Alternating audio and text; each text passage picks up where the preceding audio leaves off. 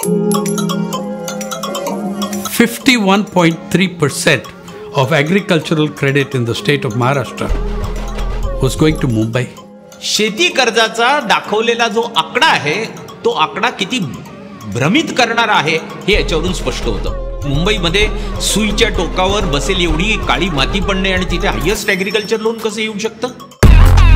बँकेकडून जर तुम्ही क्रॉप लोन घेतलं तर 3 लाखापर्यंतचं कर्ज हे सेंट्रल गव्हर्नमेंट आणि स्टेट गव्हर्नमेंटची सबसिडी जर गृहीत धरली तर 0% मिळतं.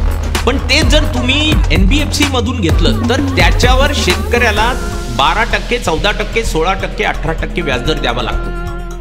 आणि याला जर पब्लिक इंटरेस्ट लिटिगेशन मध्ये आपण हायकोर्ट किंवा सुप्रीम कोर्टामध्ये चॅलेंज केलं तर हायकोर्ट आणि सुप्रीम कोर्ट एवढंच सांगतं की हे धोरण आहे आणि एक्सपर्ट म्हणजे रिझर्व्ह बँक ते इम्प्लिमेंट करते, आम्ही त्याच्यात हस्तक्षेप करू शकत नाही.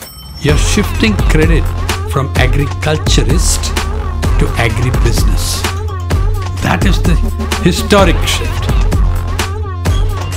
कॉस्ट ऑफ क्रेडिट ॲग्रिकल्चरची ही वाढली आहे आणि त्यामुळं शेतकरी कर्जाच्या सापळ्यात अडकतो आणि मग त्याचं पर्यावसन शेवटी शेतकरी आत्महत्येमध्ये होतं.